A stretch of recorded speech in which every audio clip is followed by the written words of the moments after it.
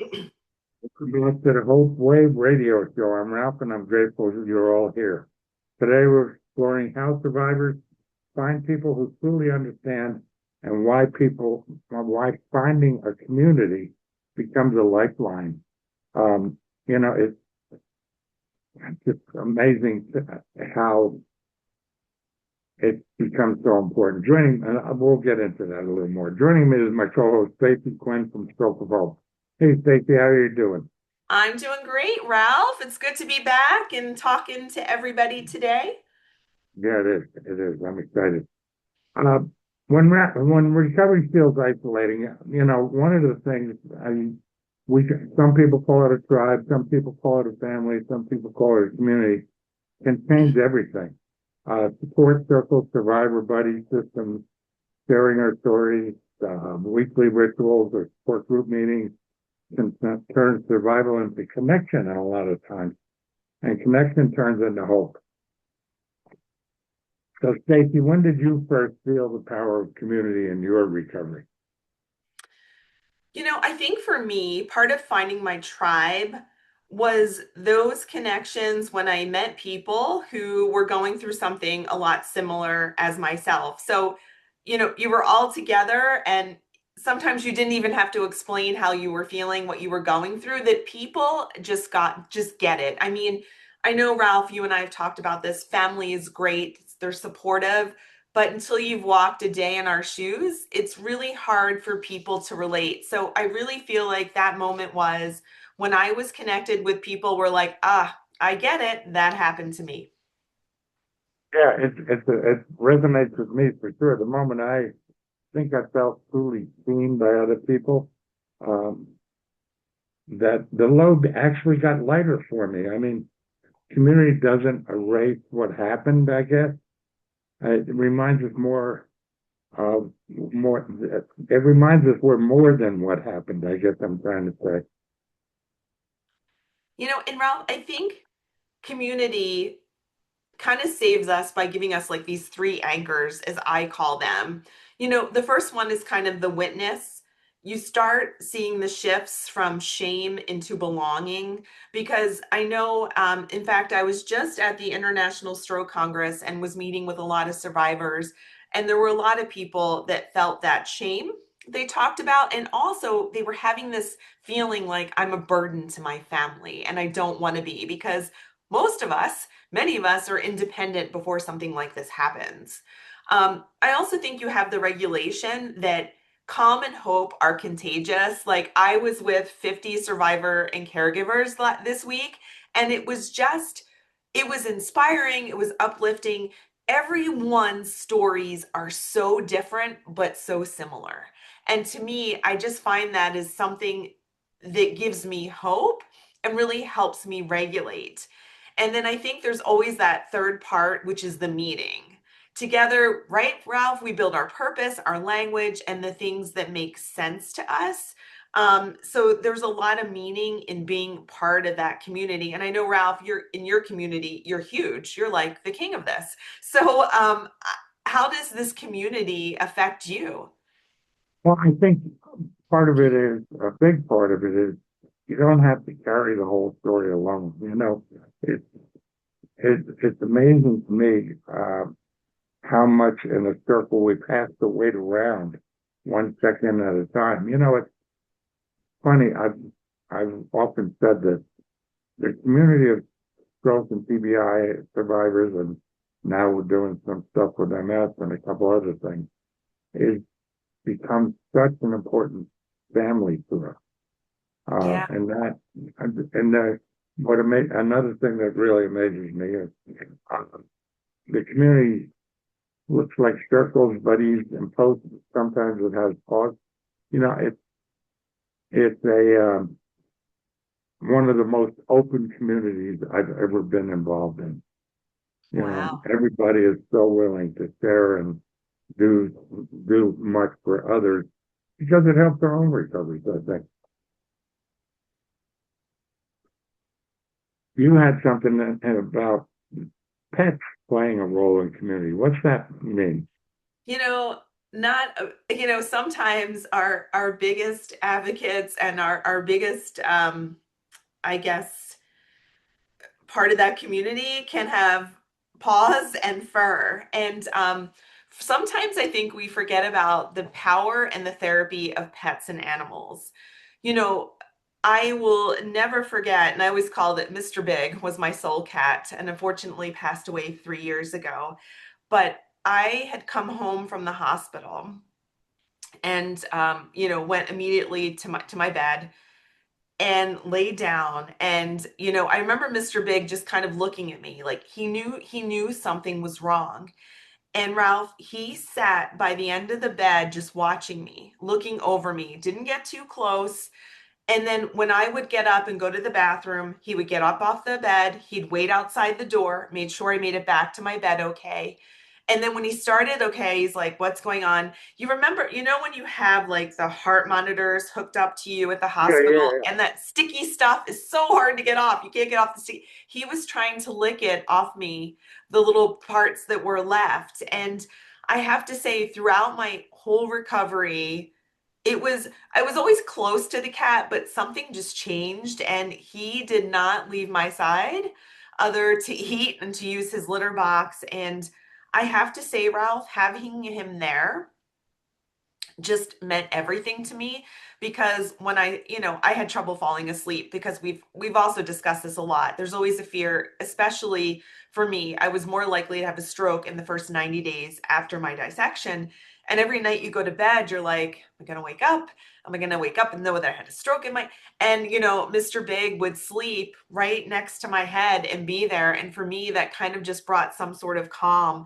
And I know there are a lot of people who have had these stories where their pets become, Mr. Big wasn't a therapy pet, but he knew he had a role to play and became one. So I think, I would love to hear from others who have these powerful stories about pets. And I don't know, Ralph, did you have any pets at the time that kind of helped you? no, I didn't, unfortunately. The only pets I had were my grandchildren, I guess. Hey, that's an important part of your tribe, Ralph. And I know I that was guess really they're gonna important to slap me you. around for saying that. Yeah, I mean, like you said in the beginning, family was real important. Um, Luckily, my children came around better than I ever expected. So that was a huge benefit. And my grandchildren really stepped up because I wound up living with two of them for 6 months. And they were awesome. It just, they accepted me the way I was. They didn't place any judgments on my deficits or anything else. It's just, Grandpa, let's do this. Okay, I'm going to give it a shot, but I don't know how much that's going to work. I know the Go Red for Women Survivor Sisters has been pretty powerful in your story. Tell us a little bit how that community lifted you up, Stacy. What does sisterhood look like in action and check-ins or shared advocacy? Yeah, these ladies, like some of them are some of my best friends, and it's, unfortunately, but fortunately, like these tragic situations brought us together.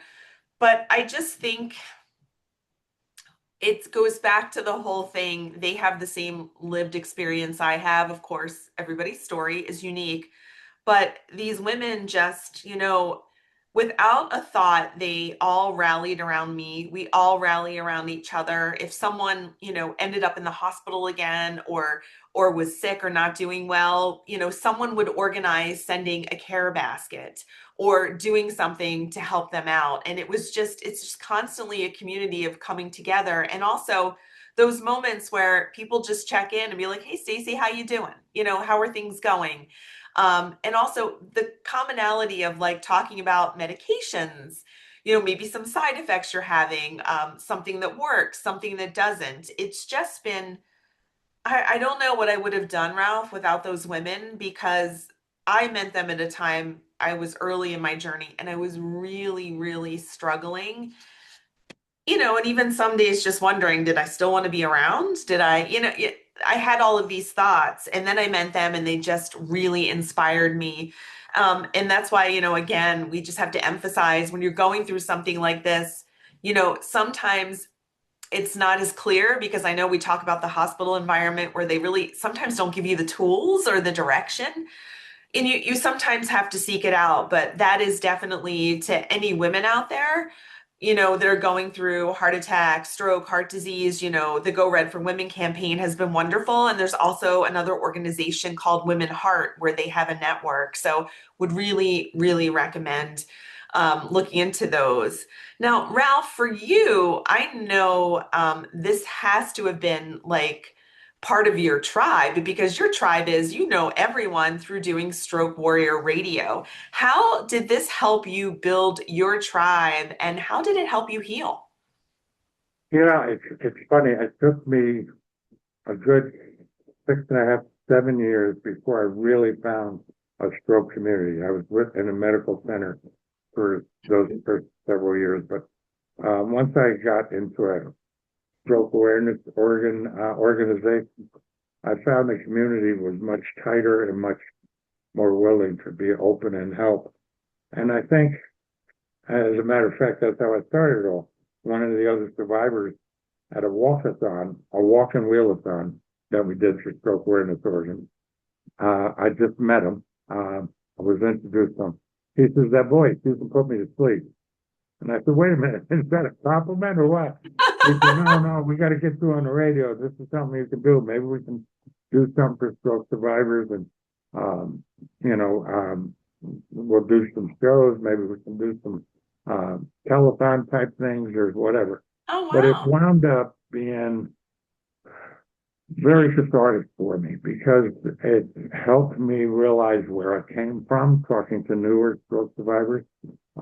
It gave me a purpose in my recovery, with my recovery, and that's an important distinction I had to make. It was not only what was in my recovery, but it was part of my recovery. The more I talked to other people, the better I learned about my own stroke. Um, Wow. it's my tribe building, if you will, or my family, or whatever you want to call the Stroke Warrior Radio community. Uh, started with a microphone, I sharing love it. people's stories. It was so darn awesome that people were so willing to talk. And I mean, being an internet cloud-based radio station, we can say just about anything. And some people's emotions get pretty raw, and I don't mind that. So it's the whole emotional thing is pretty raw. I think in the beginning, the emotional part is so difficult because we weren't prepared for it. But once we find that community, and especially with radio, I mean, I've got listeners all over the world in 60 plus countries. And it's so cool to hear their stories and their inspirations and share them with other survivors so they don't have to go through what in my mind, I went through and all the anger about the lack of education that I was given. So it became a tool for me. I know other survivors are doing podcasts, other survivors are writing books, those kind of things. But those are kind of tools I think if we didn't have community, we wouldn't realize were available to us. I'm curious about practical tools that you might suggest that someone can start building their tribe today. Yeah, Ralph, I think something that people can do, I know, especially people who are more rural areas that might not have as much access to, organizations like Go Red for Women, is that, you can kind of start your own circle yourself, right? It could be, someone you see on Facebook. It could be, someone that like from the hospital, like even if it's two or three people. And I think you can kind of create what I would call as your own support circle, right? Like, and you can have these like quick, like 15-minute meetings where like maybe you start with something like you have a check-in round. And I used to do this with a friend, like, use like I would be your one word weather report of like your heart and brain. Like, how are you feeling today? Well, I'm feeling foggy, or you know what? I'm sensitive to light. You kind of talk about how you're feeling. And then, you go into sharing in a little more detail about what you're feeling for like 3 minutes or so. And, all the person has to do is say back to you is like, I hear you and I understand. And I think those things really mean a lot. And then I think everyone can go into like a sharing round where they share one thing, that really helped them cope this week or something that they learned about themselves. And then I think, you kind of close the meeting with like one wish, like, or one thing for yourself for the other person that you hope for them the following week. So, I do think that like these support systems don't have to be formal. They don't have to be grandiose. You can get on a Zoom call for 15 minutes a week and have those quick chats. And I think all of that helps people. And I know, Ralph, you've talked about like the survivor buddy systems. Talk a little bit about that and how people could use this buddy system to help them. Well, there's a couple facets to it. I think one of the biggest ones is, and again, I go back to the openness of the recovery community, is setting boundaries. What's off limits? Maybe times to reach out to each other, because nobody warned us about the depression. Those are times we need to reach out for our buddies. Um, Need witnesses, I guess you want to call it, to be able to just listen, options, brainstorm. I call it spitballing, maybe cruder than brainstorming, but, Sure. things like that about, well, this is what happened to me, and what do you think? Or maybe we can do it this way or whatever. Um, and those things are pretty cool with a buddy system. Also, the recognition that you need a break. Sometimes you just don't want to be involved in a sports group, but maybe there's somebody you can call. Maybe Yep. and maybe you can go to the sports group and put yourself on mute and say, "Not today. I'm here to listen." That's one of the cool things about a buddy group. Um, it's doing stuff like, "I'm anxious, not urgent. Can you just listen to me for 5 minutes?" Buddies are good for that, and it's I don't want to say better, but it's more, it works well if those buddies you can find are other survivors. Absolutely. That helped me a great deal. Um, so I mean, tool three, you said sharing stories via channels like tell us more about those principles. So I think sharing your story is a way to build your tribe, right? Because you meet other people. And I think one important thing about sharing your story on like this wonderful program like Stroke Warrior Radio with Ralph or on social media channels is you really have to be ready. So I've recently had a woman reach out to me who had a carotid artery dissection and really just didn't know where to turn. They found my website. So I've been talking to her a lot over the past couple of weeks. And, she told me when I heal and get better, I'm going to want to share this with people. And I'm like, absolutely. But you have to know when the time is right. And I do think you have to be physically and mentally ready. And you'll know that when it happens, right? Because I know, Ralph, it took me about a year to want to do this type of work, like share my story on social media platforms or speak at events. And I think it's something where there's not the absolute timeline for people, that you have to do it when you're ready. And I do think sharing your story can be a really powerful part of the healing process as well as meet other people. I mean, this woman that I recently connected with, she's wonderful, and I really she's not too far from me. In fact, one state over. That one day we'll probably get together and meet, and I feel like we're kind of connected now. Probably always going to stay connected, but that never would have happened had I not shared my story. Had I not gone out there and done that. And one thing I do think that's important for people to know, Ralph, when you want to share your story is, and I noticed this I talked a lot about this at the International Stroke Congress last week when everyone was sharing their story. It's not easy. It is not easy reliving what at the time is the worst moment of your life, the worst time. And you know what? Sometimes you're going to cry and it's absolutely fine. Sometimes you're not. Like I can tell my story sometimes and be fine. And then other days I can't keep it together. And I think, that is fine because I know at the event, like someone, got very emotional about it and kept apologizing. There is absolutely nothing to apologize. That is your story. It is very personal. And if you're emotional, it's fine because as I tell people, when you do this work and you know this, Ralph, you speak from your heart, right? Yeah, absolutely. I mean, it's a before it's kind of a bridge, I guess you want to call it. The moment or practice that shifted beyond what you know now, one resource that helps. And I think that's why we do what we do. So people don't have to go. We didn't go through what we didn't know, what we didn't know. Sharing that helps remind us where we came from and also helps the new survivors. Um, one of the things we've often talked about, very often, and I do with a lot of other collaborators, is weekly gratitude or a hope ritual. As I've said before, I have two journals, an anger journal and a gratitude journal. And so I go through those, and those help get me through some options, I guess. Yeah. So you mentioned you have something you call the Sunday Seven. Tell us what that is. Well, the Sunday sevens are for me is I sit down and I list seven gratitudes like for the week.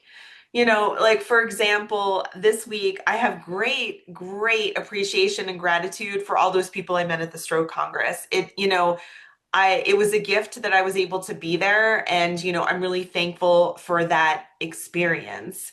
And it can even be, one of my gratitudes, honestly, this week was when I got home and I was able to have a Dunkin' Donuts coffee because they did not have any Dunkin' Donuts where I was. And I was so grateful in the airport when I saw it like a beacon. So it can be something small like that, or it can be something big like all those people I met. But I think we forget during the week how lucky we are for like the little things. Like I feel lucky that I can go somewhere and order a coffee. I mean, we forget about these little things that bring us joy. And so I think about that on a Sunday night before I go into the week ahead. And it gives me a little bit, I would say, a power of positivity, rather than going into the week, oh, it's another week, or kind of feeling negative. Um, Ralph, you've talked about something called hope in action. Tell me a little bit about that. Good question. I haven't been asked to describe this before. It, well, for me, it took so long to get my hope back.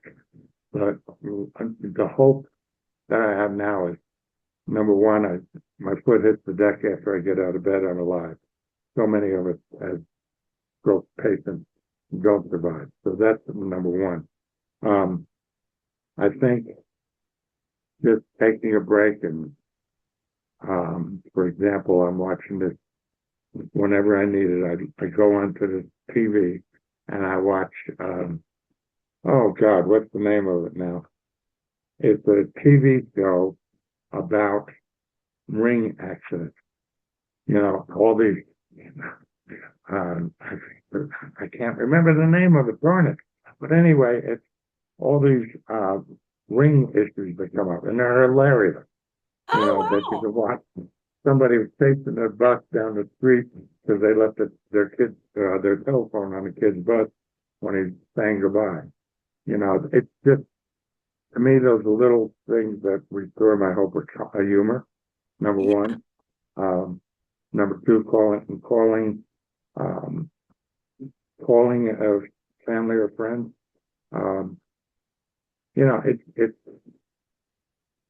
sometimes it's just one of the things that helps me and my hope, for example, is, or did help, I got to get back to it, is on a number of days a week, I would send positive affirmations and stuff to all my grandchildren and a text. Oh, that's sweet. Yeah, I need to get back to that because I really love doing that. It's just something like don't give up today. You don't have, you have something to live for. Um, those rituals, um, I guess those hope rituals, the little post-its on the mirrors or Yeah. the gratitude versus anger journal, those little things restore hope because, for example, I can go back to my anger journal and look back and see what was making me so angry about my recovery at the time. Maybe lack of information, maybe lack of progress. But then I look at that and say, wow, look where I'm at now. I like this Sunday sevens because it's kind of a blueprint on what you can decide your sevens are. And mine are, a hilarious TV show. That's great. No, Unfortunately, yeah, it's we pretty all, cool. Unfortunately, it's other people's unfortunate, but, it is funny. Um, Ralph, one thing I'd like to say for people that are kind of new in their journey, which I wish I would have done, I wish I would have kept the journal from I wish I would have started a journal like a couple days after and really chronicled it. Hindsight is 50-50, right? But I really wish I would have documented that so I could look back and you can see how far you can come. So anyone who's listening who's early in your journey, I think that can be so powerful. And then you look back and read that in a year, and who knows, you could have your book written, when you're ready to talk about your story. So I think that's really cool. So Ralph, why don't we close by, I think, you could give us some actionable steps that people could start this week if they want to find their tribe. What are some of those quick tips you'd give people out there? just wanted to do some research. Create your own support circle. I think one of the things I I think his name was, God, now I can't remember again, Arturo, at the health center. And he was just awesome. Him and I would talk, play cards, whatever, when we were at the center. That was my first support group. Do some research and find um, some support groups online.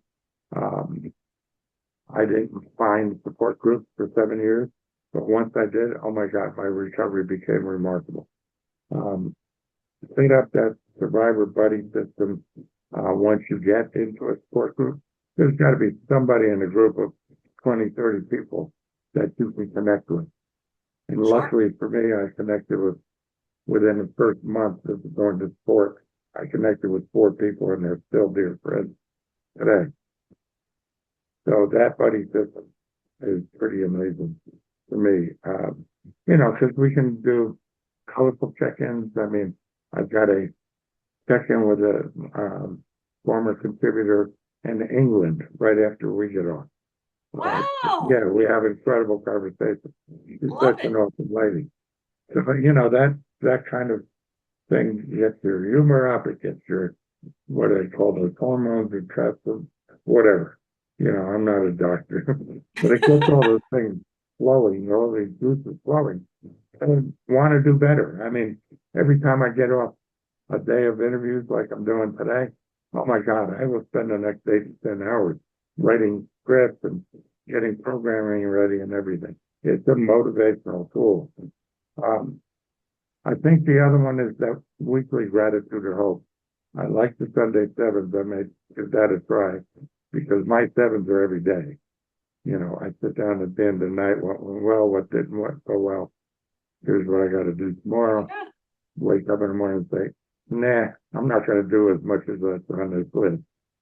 So there's some kind of rituals that you need to do that may show up imperfectly or not even consistent, but it gives you a framework to get going that day or that week. So, there's several tools. And I think a lot of it is a lot of older people have stroke, so a lot of older people don't quote unquote have computer skills. Get on social media, get on something, look up on Google stroke recovery group, support group, stroke Yeah. stroke survivors. You know, there nobody told me any of that. It took me 4 years to figure that out. You know, so I mean, there's so much information out there. There's so many people like you and I out there, which a lot of them are starting to become collaborators with Stroke Warrior Radio as well. But it's, you know, you become that community, that family that if you just, I don't feel like cooking tonight, who can I call that maybe talk a little while to get into the mood? So Yeah, it's, you know, there's, again, it's not perfect, but if you don't try it, you don't know if it's going to work. yeah, and One of my favorite things ever. If you don't plan to fail unless you fail the plan. So, you know, sometimes it's the plan maybe for the next hour, maybe next 10 hours, but, you know, it's some kind of tools that you need to research a little bit and maybe get some information for your benefit. Yeah, and Ralph, one thing I'd like to leave the listeners with is, if you are struggling to find that support, you could reach out to me or Ralph. Our website's mystrokeofhope.com, or my handle on Instagram is at mystrokeofhope. Drop me a DM. I'm happy to try to help you find that resource, or maybe I know someone in your area or Ralph does who can help. So we're definitely here to be a resource. Absolutely. Anytime. StrokeWaveRadio.com is my website, and we're all over social media as well under the same name. So, anything else you want to add for today? No, I think I'll leave with like kind of one of my quotes that I like is, my best advice is always try to measure your progress by how quickly you can find a hand to hold and not by the tough days that you're having. So I wish everyone out there well. Find your tribe. If you can't, Ralph and I'll help. Absolutely. Thank you so much, Stacy. Thanks for joining us today on the Hope Wave Radio Show. We hope today's tools help you find more people and maybe feel the lifeline of community and family. Bye. Thank you. Thank you, Ralph. So are we going to do next week the PS? I guess no, it's on Friday, the PST